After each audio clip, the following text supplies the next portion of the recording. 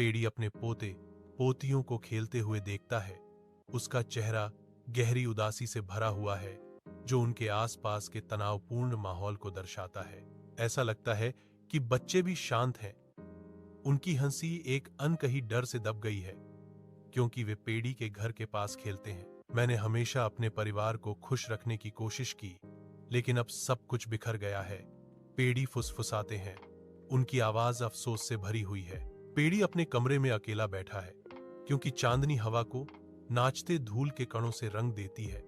उसका चेहरा गहरे उदासी का कैनवास है। उसके बेटे की आवाज सन्नाटे को चीरती है।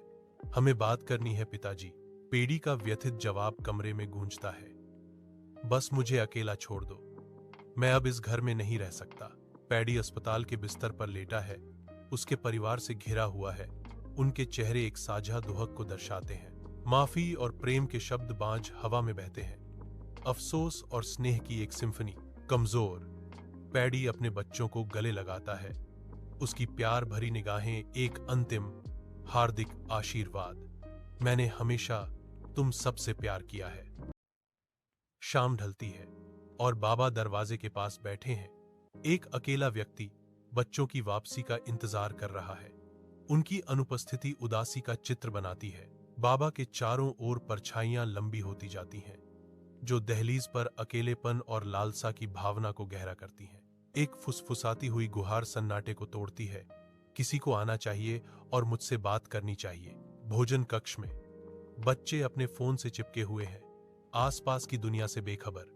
बाबा प्रवेश करते हैं, एक आशावादी मुस्कान के साथ चाय पेश करते हैं। डिजिटल ठंड में गर्मी का एक इशारा। बाद में, बाबा, मेरे पास अभी समय नहीं है, पुत्र ने एक नजर डाले बिना ही भेंट को खारिज करते हुए कहा। 3 दिन बाद बच्चों ने बाबा को मंदिर के बाहर पाया। उनका चेहरा थकान से भरा हुआ था, लेकिन एक कोमल मुस्कान से जगमगा रहा था। हमें माफ कर दो बाबा, हमें एहसास हुआ कि आप हमारे लिए कितने जरूरी हैं।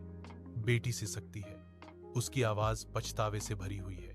बाबा उन्हें गले लगाते हैं, उनकी आंखें चमक रही हैं। मैं गया नहीं, बस यह देखने गया था कि कोई मुझे याद करता है या नहीं।